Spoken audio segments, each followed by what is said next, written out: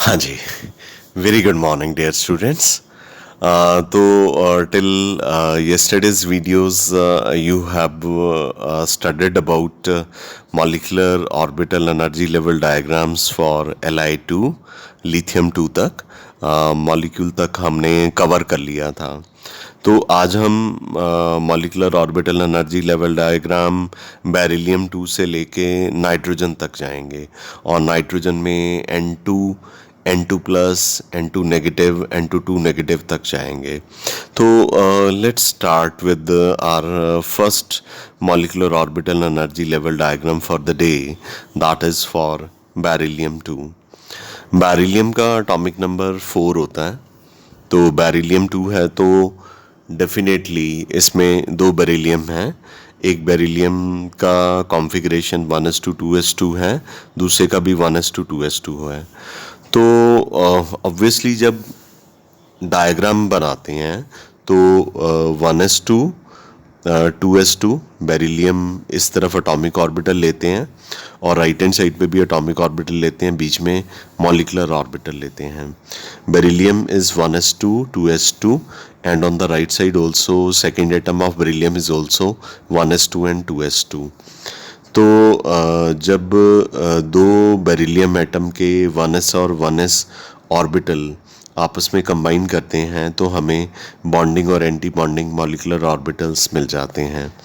तो एक bonding molecular orbital में जो इलेक्ट्रॉन है बेरिलियम के एटम से आएगा, एक इस वाले बेरिलियम एटम से आएगा और इनकी स्पिन को, इलेक्ट्रॉन की स्पिन को ऑपोजिट रखना है और ऐसे ही एक इलेक्ट्रॉन जो है बेरिलियम में बच गया है और ये वाले बेरिलियम एटम में भी एक इलेक्ट्रॉन बच गया है, ये एंटी बॉन्डिंग मॉलिक्यूलर ऑर्बिटल में चले जाएंगे।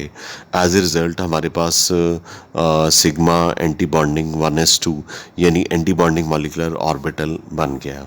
हम इसे क्या कहते हैं, के डैश कह सकते हैं। अब हमारे पास 2s2 2s2 है तो 2s2 और 2s2 जब कंबाइन करेंगे तो जब दो एटॉमिक ऑर्बिटल कंबाइन करते हैं तो कितने मॉलिक्यूलर ऑर्बिटल मिलते हैं, दो, एक बॉन्डिंग एक एंटी बॉन्डिंग।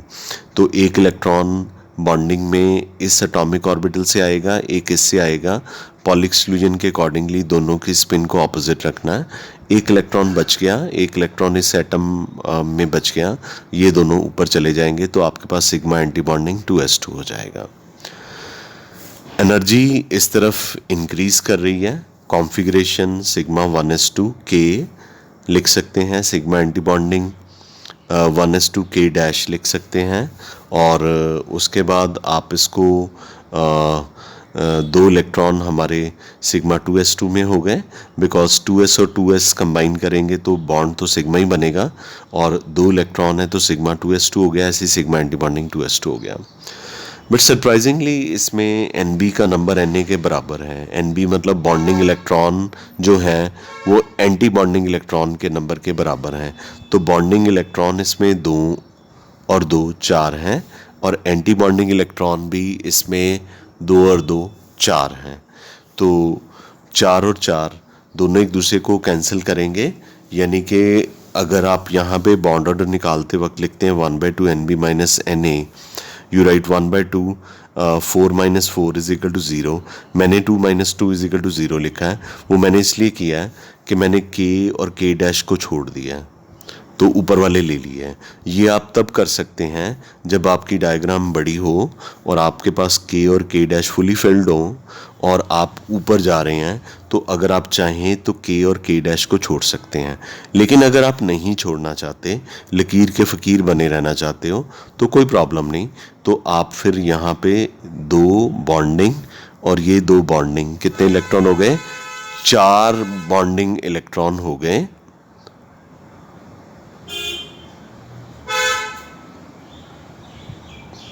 इसी तरह से एंटी बॉन्डिंग के भी 4 इलेक्ट्रॉन हो गए, 4 माइनस 4 इज इक्वल टू 0 हो गया। तो अब बॉन्ड ऑर्डर 0 है तो मॉलिक्यूल तो एग्जिस्ट नहीं करेगा क्योंकि बॉन्ड ऑर्डर ही 0 है। तो अगर बॉन्ड ऑर्डर 0 है तो मॉलिक्यूल एग्जिस्ट नहीं कर सकता। अगर मॉलिक्यूल नहीं एग्जिस्ट करेगा तो आप इसके पैरामैग्नेटिक और डायमैग्नेटिक कैरेक्टर को क्यों कैलकुलेट करोगे? You need not to calculate its paramagnetic और डायमैग्नेटिक कैरेक्टर बिकॉज मॉलिक्यूल ही नहीं एग्जिस्ट कर रहा। गॉट इट बच्चा? इस तरह से हमने बेरिलियम 2 का डायग्राम जो है वो बनाया है। बेरिलियम 2 के बाद हमारे पास बोरोन का डायग्राम है।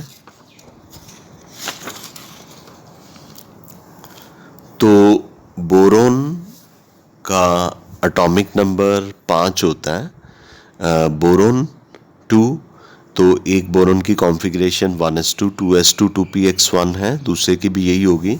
तो आप पहले 1s2 2s2 यहाँ पे 3 ऑर्बिटल को बनाए हैं 2px 2py 2pz, पर इलेक्ट्रॉन सिर्फ 2px1 में 2px में है तो 2px1 लिख दिया, 2py 2pz को खाली छोड़ दिया। यहाँ पे भी 2py 2pz को खाली छोड़ दिया हमने। ठीक है, तो ये तो वैसे फिल करने हैं जैसे हमने लिथियम में और बेरिलियम में फिल करा था। तो 2 इलेक्ट्रॉन हैं, 2 इलेक्ट्रॉन हैं, एक इलेक्ट्रॉन बॉन्डिंग में, एक इलेक्ट्रॉन इधर से बॉन्डिंग मॉलिक्यूलर ऑर्बिटल में, एक इलेक्ट्रॉन जो बच गया बोरोन का एंटी बॉन्डिंग में, एक इलेक्ट्रॉन जो बच गया बोरोन का एंटी बॉन्डिंग में। इसी तरह से 2s और 2s। और हमेशा याद रखिए कि जब 1s और 1s कंबाइन करेंगे तो नेचुरली जो बॉन्ड है वो कौन सा बनेगा? सिग्मा बनेगा।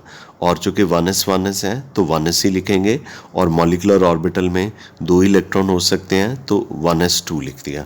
इसको सिग्मा 1s2 को k लिखते हैं, और ऐसे ही 2 इलेक्ट्रॉन हमारे पास सिग्मा एंटी बॉन्डिंग 1s2 में है या सिग्मा स्टार 1s2 में है, इसे k डैश लिख सकते हैं। ये सिग्मा 2s2 है, सिग्मा एंटी बॉन्डिंग 2s2 है। अब जो सबसे इम्पॉर्टेंट चीज़ है दैट इज़ के बोरोन के इस एटॉमिक ऑर्बिटल में 2px में एक इलेक्ट्रॉन है, और इस एटॉमिक ऑर्बिटल में भी 2px में एक इलेक्ट्रॉन जो है वो प्रेजेंट है। तो इसकी जो डायग्राम नाइट्रोजन तक की होती है उसमें कैसे लिखते हैं ये वाला हिस्सा? Pi two px pi two py, इनकी एनर्जी इक्वल होती है, डीजेनरेट होते हैं, पहले इनको लिखते हैं, फिर सिग्मा 2pz को, उसके बाद pi anti bonding 2px, pi anti bonding 2py, sigma anti bonding 2pz। तो अब इनको फिल करना है। तो 2 इलेक्ट्रॉन हैं, कई बच्चे क्या करते हैं कि दोनों इलेक्ट्रॉन इसमें डाल देते हैं।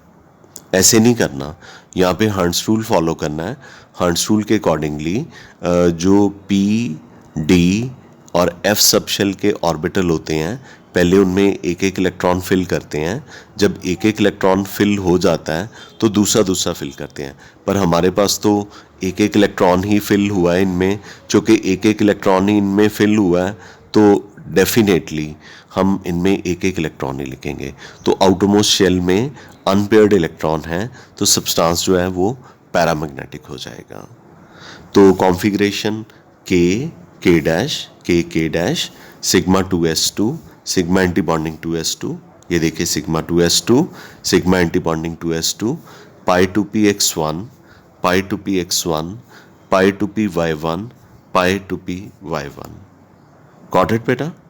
बॉन्ड ऑर्डर निकालना है तो बॉन्डिंग और मॉलिक्यूलर ऑर्बिटल के इलेक्ट्रॉन देखिए 2 और 2 4 और 2 6, we have written here 6। Anti bonding के 2 एंड 2, ये कितने हो गए? 4। स्टार वाले जो हैं वो अब यहाँ से नहीं देखना चाहते, यहाँ से देख सकते हैं। ठीक है, यहाँ से देख लीजिए चाहे यहाँ से देख लीजिए, 4 हैं। तो बॉन्ड ऑर्डर इसका 1 निकला है। इसका मतलब 2 बोरोन एटम के बीच में B2 मॉलिक्यूल में एक सिंगल बॉन्ड होता है, और ये चूँकि अनपेयर्ड इलेक्ट्रॉन प्रेजेंट हैं तो ये हमारे पास मॉलिक्यूल जो है पैरामैग्नेटिक होगा। स्टेबिलिटी बॉन्ड ऑर्डर के डायरेक्टली प्रोपोर्शनल होती है, तो बॉन्ड ऑर्डर चूँकि 1 है, 0 से ज़्यादा है, तो मॉलिक्यूल स्टेबल होगा। जैसे जैसे बॉन्ड ऑर्डर बढ़ता जाएगा स्टेबिलिटी जो है वो इंक्रीज करती जाएगी। ठीक है, आगे हम C2 पे चलते हैं। C2 की molecular orbital energy level diagram अब हम पढ़ने जा रहे हैं। थोड़ी सी और एडवांस्ड हो जाएगी। तो आपको पता है कि कार्बन का एटॉमिक नंबर 6 होता है, तो configuration 1s2 2s2 2px1 2py1, 2 carbon के एटम तो C2 बन जाएगा। तो इस तरफ कार्बन की कॉन्फ़िगरेशन लिखी है एटॉमिक ऑर्बिटल में, carbon is 1s2 1s2 2s2 2s2 2px1 2py1, लिखते तीनों ही हैं। तो अगर एक एक इलेक्ट्रॉन है तो एक एक इलेक्ट्रॉन इसमें फिल कर दिया, ऐसे राइट साइड पे कर दीजिए। तो अब आपको ये वाला और ये वाला पार्ट तो अच्छे से फिल करना आ गया। मेन थिंग इज़ कि इसको कैसे हमने फिल करना है, ठीक है। तो 2px है, 2py है, 2pz है, 2pz वेकेंट है, इसमें कोई इलेक्ट्रॉन नहीं है।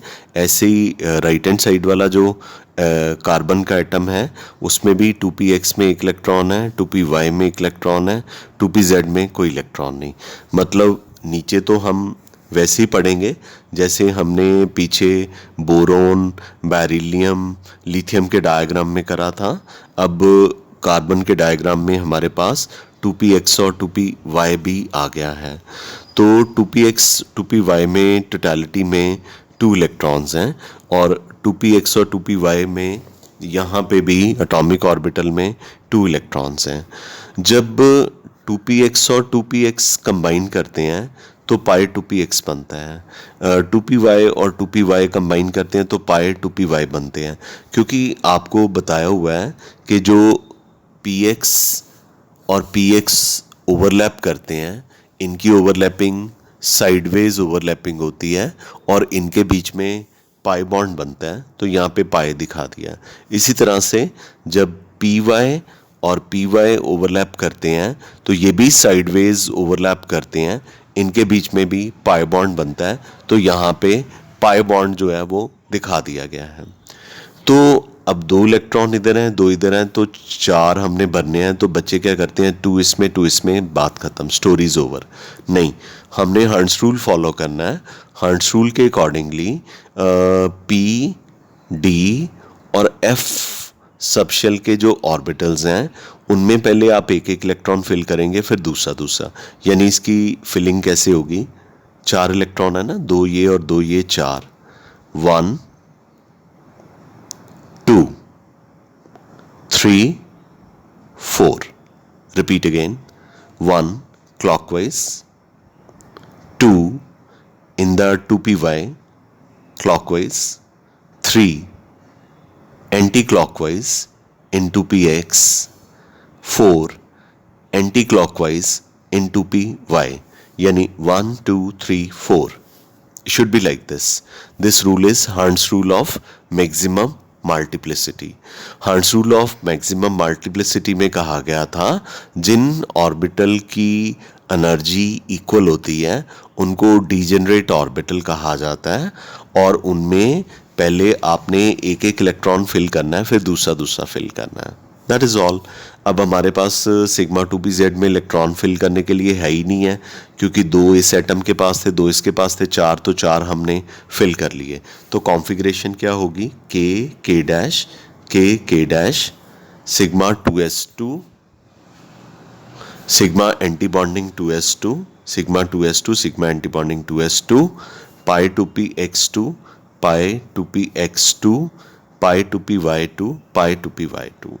बॉन्ड ऑर्डर निकालना है, half Nb minus Na, half Nb यानी बॉन्डिंग इलेक्ट्रॉन कितने हैं, 2 4 एंड 4 8 लिख दिए।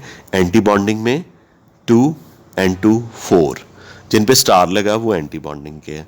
तो बॉन्ड ऑर्डर कितना निकला, 2। इसका मतलब कि 2 कार्बन एटम के बीच में डबल बॉन्ड है, तो ये काफ़ी स्टेबल होगा, क्योंकि बॉन्ड ऑर्डर जितना इंक्रीज करता जाएगा स्टेबिलिटी उतनी ही ज़्यादा इंक्रीज करती जाएगी।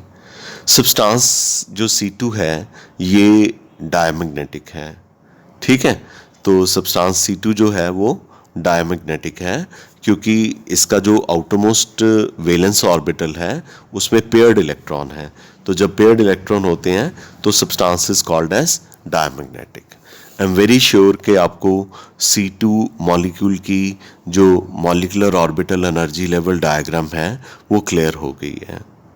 वैसे तो जब सारी डायग्राम्स कवर अप हो जाएंगी तो I will give you a shortcut, like in the hybridization I have given you a shortcut. तो आप हाइब्रिडाइजेशन कितनी जल्दी निकाल सकते हैं। यहाँ पे भी आपको लास्ट में, यानी कि कल परसों 2-3 दिन की वीडियो के बाद आपको शॉर्टकट्स मिलेंगे।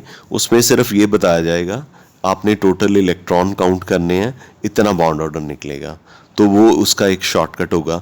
तो अगर बॉन्ड ऑर्डर निकल आएगा तो आपको ये भी पता चल जाएगा कि स्टेबिलिटी कितनी होगी, क्योंकि स्टेबिलिटी तो डायरेक्टली बॉन्ड ऑर्डर पे डिपेंड करती है।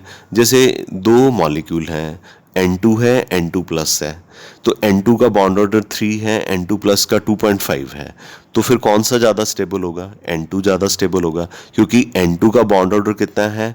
3 है, और N2 प्लस का कितना है? 2.5 है। And we have talked various time के stability is directly proportional to bond order. तो आगे चलते हैं नाइट्रोजन पे। तो नाइट्रोजन की डायग्राम्स पे चलते हैं। नाइट्रोजन में हम सिर्फ N2 के बारे में नहीं डिस्कस करेंगे, हम N2 प्लस, N2 नेगेटिव, यानी कि उनकी कटायनिक और एनायनिक मॉलिक्यूल की फॉर्म में भी डिस्कस करेंगे। तो let's first of all take up nitrogen. Nitrogen के molecular orbital energy level diagram में सबसे पहले तो हमें ये पता ही है कि नाइट्रोजन मॉलिक्यूल जो है दो नाइट्रोजन एटम का बना हुआ है, और एक नाइट्रोजन की जो कॉन्फ़िगरेशन है 1s2 2s2 2px1 2py1 2pz1 होती है। ठीक है, तो हम यहाँ पे 1s2 2s2 2px1 2py1 2pz1 ले लेंगे, और इस तरफ भी ऐसे ही कर लेंगे। ठीक है, उसके बाद 1s और 1s कंबाइन करेंगे एटॉमिक ऑर्बिटल, तो हमें सिग्मा 1s बॉन्डिंग और sigma anti bonding molecular orbital मिलेंगे। तो जिसको के हम K और K डैश के साथ भी डेजिग्नेट करते हैं। तो इनमें एक इलेक्ट्रॉन इस एटॉमिक ऑर्बिटल से आएगा, एक इसमें से, sigma bonding molecular orbital 1s fill हो जाएगा, एक इलेक्ट्रॉन ऊपर और इसमें से भी एक इलेक्ट्रॉन एंटी बॉन्डिंग में चला जाएगा, तो ये सिग्मा एंटी बॉन्डिंग 1s2 हो जाएगा, K डैश फिल हो गया। ऐसे ही 2s2 2s2 कंबाइन करेंगे तो sigma 2s2 sigma anti bonding 2s2 आपके पास bonding anti bonding molecular orbital आ जाएगा। Now the major thing is that I have to explain to you is कि 2px में एक इलेक्ट्रॉन है, 2py में एक इलेक्ट्रॉन है, 2pz में भी एक इलेक्ट्रॉन है, और आपको यू नो वेरी वेल हम इस तरफ क्या लेते हैं? एटॉमिक ऑर्बिटल्स लेते हैं।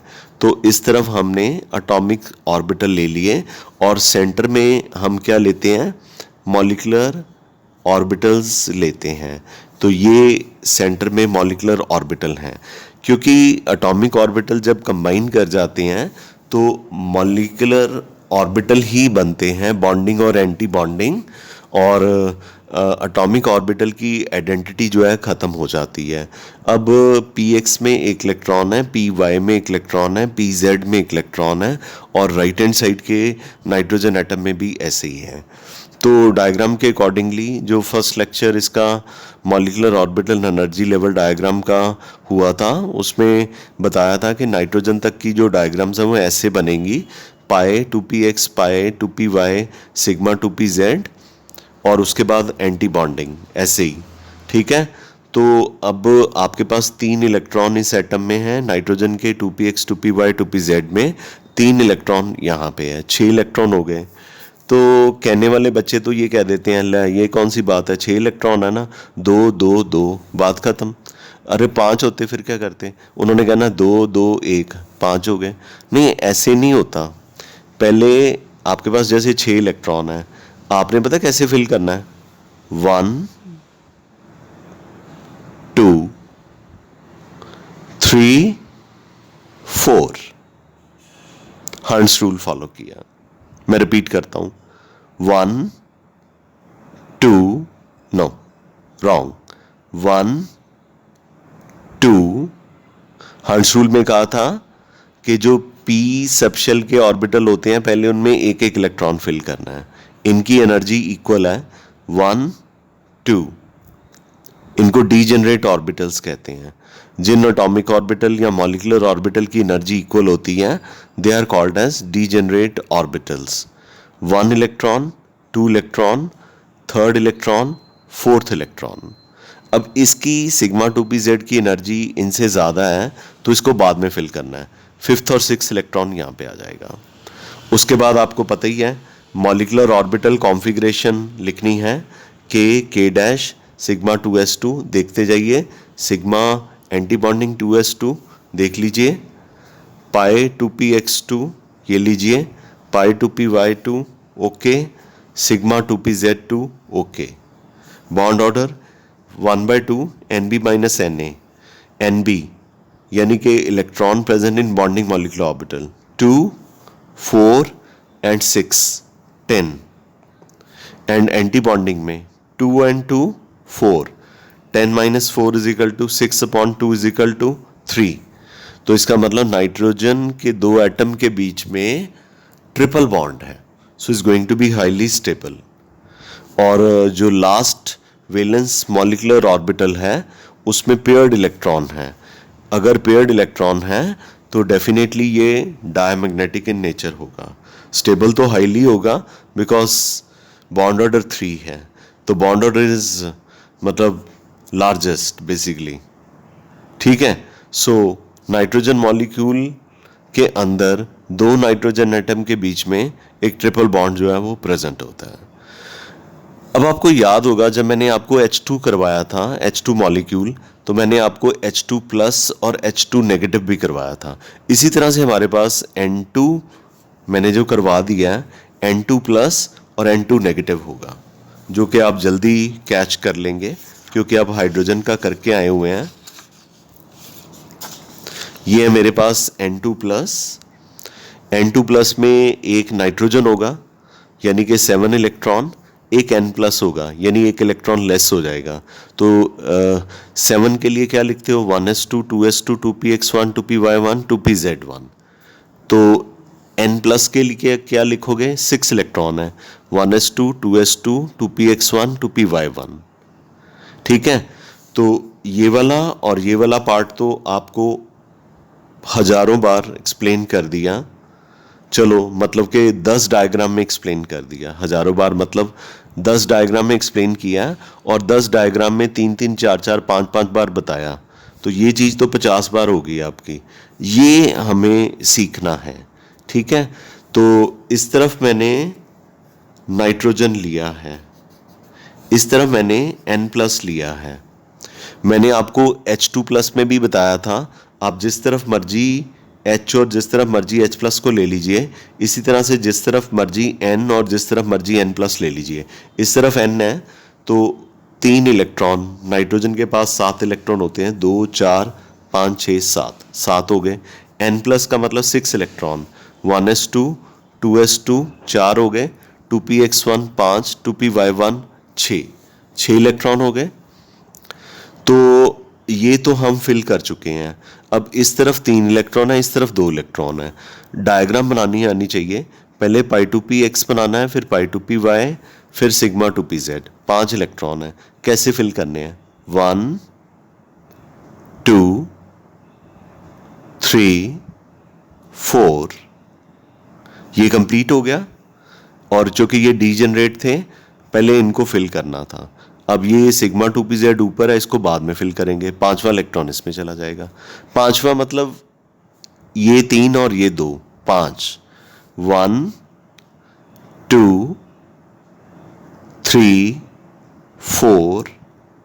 कौन सा रूल फॉलो किया हर्ट्ज रूल। हर्ट्ज रूल में क्या कहा गया था P D F सबशेल के जो ऑर्बिटल हैं पहले आप उनमें एक एक इलेक्ट्रॉन फिल कीजिएगा। जब एक एक इलेक्ट्रॉन फिल हो जाएगा फिर दूसरा फिल कीजिए। अब 5th इलेक्ट्रॉन यहाँ पे चला जाएगा। अब आप इसकी कॉन्फ़िगरेशन ऑफ कोर्स इसको K लिख सकते हैं, इसको K डैश लिख सकते हैं, लिख दिया। उसके बाद sigma 2s2 sigma anti bonding 2s2, पाई 2px2, पाई 2py2, पाई 2py2, sigma 2pz1, sigma 2pz1। Bonding और एंटी बॉन्डिंग के इलेक्ट्रॉन को 1/2 से मल्टीप्लाई कीजिए, यानी 1/2 Nb minus Na। Bond order 2.5 है, ये N2 के मुकाबले में कम है पर फिर भी काफ़ी ज़्यादा है, तो N2 प्लस की स्टेबिलिटी N2 के कंपैरेटिवली कम होगी। गॉट इट बच्चा? अब 11th करने के बाद N2 प्लस करने के बाद N2 नेगेटिव बहुत आसान हो जाएगा, क्योंकि N2 नेगेटिव में हमने क्या करना है, एक N लेना है, एक N नेगेटिव लेना है। N में तो 7 इलेक्ट्रॉन लोगे, N नेगेटिव में 8 इलेक्ट्रॉन लोगे। तो एक तरफ मैंने N ले लिया, एक तरफ N नेगेटिव ले लिया, तो आपको अच्छे से पता है कि N मतलब 1s2 यानी 7 electron, 2s2, 2px1, 2py1, 2pz1, 7 electron हो गए। N नेगेटिव मतलब 8 इलेक्ट्रॉन, 7 इलेक्ट्रॉन होते हैं ना नाइट्रोजन में, नेगेटिव चार्ज का मतलब 1 इलेक्ट्रॉन और हो गया, 8। 1s2, 2s2, 4, 2px2, 2py1, 2pz1। ये वाला पार्ट तो वैसे ही सॉल्व करना है, और सिग्मा 1s2 को K लिखते हैं और सिग्मा एंटी बॉन्डिंग 1s2 को K डैश लिखते हैं। ये हो गया कॉन्फ़िगरेशन के लिखते वक्त।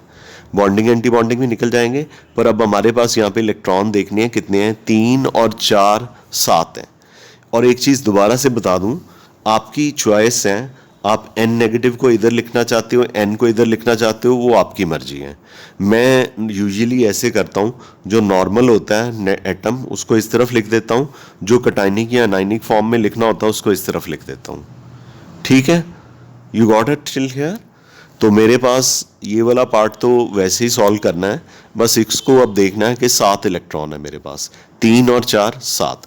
बच्चे कहेंगे ले सर ये कौन सी बात है, 2 इसमें भरो, 2 इसमें, 2 इसमें, 6 हो गए, एक ऊपर ले जाओ। No, you don't have to do like this.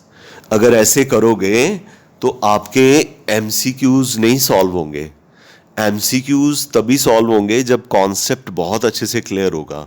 तो मैं फॉलो कर रहा हूँ हर्ट्ज रूल, 1 2, मैं गिनती नहीं गिन रहा, मैं बता रहा हूं इलेक्ट्रॉन का number. First electron, second electron, third electron anti clockwise, fourth electron anti clockwise. Pi 2px2, pi 2py fill हो गया, डी जनरेट थे, इकट्ठे दिखाए हुए हैं, एनर्जी इक्वल है इसलिए इनको इकट्ठे फिल करना है, पर एक एक करके 1 2 3 4, फिर 5 6 इसमें। अब एक इलेक्ट्रॉन बच गया, ये पाई एंटी बॉन्डिंग 2px1 में चला जाएगा। अब कॉन्फ़िगरेशन क्या लिखोगे, K dash, sigma 2s2, sigma anti bonding 2s2, पाई 2px2, पाई 2py2, सिग्मा 2pz2। देखते जाओ नीचे, यही लिखा हुआ एग्जैक्टली, पाई एंटी बॉन्डिंग 2px1, पाई एंटी बॉन्डिंग 2px1। अब देख लो आप इनके बॉन्डिंग इलेक्ट्रॉन, 2 4 और 6 10 हो गए। एंटी बॉन्डिंग 2 जिनके ऊपर स्टार लगा हुआ है, 4 और एक 5, बॉन्ड ऑर्डर कितना आ गया 2.5। तो एक अनपेयर्ड इलेक्ट्रॉन है आउटर मोस्ट ऑर्बिटल में, चाहे एक ही क्यों ना हो, that is to be called as paramagnetic. So इसलिए हमारे पास जो N2 नेगेटिव है वो क्या हो जाएगा, पैरामैग्नेटिक। तो ये भी इसका बॉन्ड ऑर्डर भी 2.5 है और N2 प्लस का भी 2.5 था, तो इसकी stability approximately as stable as N2 plus. अब क्वेश्चन ये राइज होता है, मैंने ऐसा क्यों लिखा है कि approximately as stable as N2 plus, क्योंकि N2 प्लस का बॉन्ड ऑर्डर जो है वो भी 2.5 था, फिर भी, और N2 नेगेटिव का भी बॉन्ड ऑर्डर 2.5 है, फिर भी मैंने लिखा है कि ये N2 नेगेटिव जो है अप्रॉक्सीमेटली N2 प्लस के इक्वली स्टेबल है। तो ऐसा क्यों लिखा है, क्योंकि N2 प्लस में कोई electron bond anti bonding molecular orbital में लास्ट में नहीं था, तो इसमें क्या है कि एक electron anti bonding molecular orbital में लास्ट में चला गया। ठीक है। तो उसकी वजह से इसमें जो N2 नेगेटिव की स्टेबिलिटी जो है N2 प्लस के कंपैरेटिवली थोड़ी सी कम होती है, बट आप रूटीन में लिख सकते हो कि बराबर है। पर competitive examination point of view से आपको बता दिया है। ये एक चार्ट अब आपको बना दिया है, और एक ये मैंने असाइनमेंट दे दी है आपको करने के लिए कि 13th diagram molecular orbital energy level diagram for N2 negative, और मैंने इसका क्लू भी दे दिया है। N2 नेगेटिव के लिए क्या कीजिए, N नेगेटिव लेफ्ट साइड पे, N नेगेटिव ही राइट साइड पे ले लीजिए। N और N N2 हो जाएंगे, नेगेटिव और नेगेटिव 2 नेगेटिव हो जाएंगे। ठीक है, तो आप इसकी डायग्राम मुझे बना के दिखाना। मैंने हिंट भी दे दिया कि बॉन्ड ऑर्डर इसका 2 निकलेगा। ठीक है, बॉन्डिंग इलेक्ट्रॉन इसमें 10 होंगे, एंटी बॉन्डिंग इसमें 6 होंगे, पैरामैग्नेटिक होगा। डायग्राम आपने अपने आप ड्रॉ करनी है। और ये चार्ट जैसे मैंने हाइड्रोजन के लिए नहीं बना के दिया था, ये स्पीशीज़ हैं N2 N2 plus N2 negative N2 negative, ये उनके बॉन्ड ऑर्डर है, ये उनका मैग्नेटिक करैक्टर है। तो जिसका बॉन्ड ऑर्डर सबसे ज़्यादा उसको मोस्ट स्टेबल कह दो, 2.5 वाले को लेस स्टेबल कह दो, 2 वाले को लीस्ट स्टेबल। लीस्ट स्टेबल का मतलब ये नहीं कि सारे मॉलिक्यूल में से, सिर्फ इनमें से जो हम इनका कंपैरिजन कर रहे हैं। तो स्टेबिलिटी ऑर्डर को एग्जाम में लिखना हो तो कैसे लिखेंगे, N2 की stability greater than N2 plus is approximately equal to N2 negative is greater than N2 2 negative, क्योंकि N2 का बॉन्ड ऑर्डर 3 है, N2 प्लस का 2.5 है, N2 नेगेटिव का 2.5 है, और N2 नेगेटिव का 2 है। जैसे जैसे बॉन्ड ऑर्डर डिक्रीज करता है, स्टेबिलिटी जो है वो क्या करती है, डिक्रीज करती है। ठीक है बच्चा, इसके साथ ही मैं आज का लेक्चर नाइट्रोजन की डायग्राम के साथ फिनिश करना चाहूँगा। आई एम वेरी श्योर कि आपको ये क्लियर हो गया होगा। आप इसके नोट्स बनाइए, और नोट्स बना के मुझे उसकी PDF सेंड कीजिए। कोशिश किया कीजिए कि PDF के फॉर्म में नोट सेंड कीजिए, और वैसे नहीं तो आप उल्टी पुल्टी फोटोएं खींच के भेज देते हो, वो चेक करना थोड़ा मेरे लिए मुश्किल होता है। PDF में मिस्टेक निकालना बहुत ईजियर हो जाता है। ठीक है, तो चूँकि हम एडवांस टेक्नोलॉजिकल इरा में जा रहे हैं, तो डेफिनेटली हिंदुस्तान के बच्चे भी अब ऑनलाइन क्लासेस जो हैं वो लगा रहे हैं, एंड आई एम श्योर कि धीरे धीरे आपकी जो अंडरस्टैंडिंग है इन क्लासेस की और भी ज़्यादा बढ़ती जाएगी। नो डाउट आप में से कुछ बच्चों की बहुत ही अच्छी है, एक्सीलेंट है जब मैं आपके टेस्ट चेक करता हूँ। लेकिन मैंने कहा परफेक्शन तो हमें हमेशा अटेन करने की कोशिश करनी चाहिए। ठीक है, तब तक हम इसके ऊपर काम करना चाहिए। आप भी मुझे फीडबैक दिया कीजिए। आपको कोई प्रॉब्लम है तो आप मुझसे फ़ोन करके पूछिए, व्हाट्सएप पे प्रॉब्लम मत पूछिए, क्योंकि व्हाट्सएप पे प्रॉब्लम सॉल्व नहीं होती। ठीक है, thank you, we call it a day, love you all, thank you, nice day.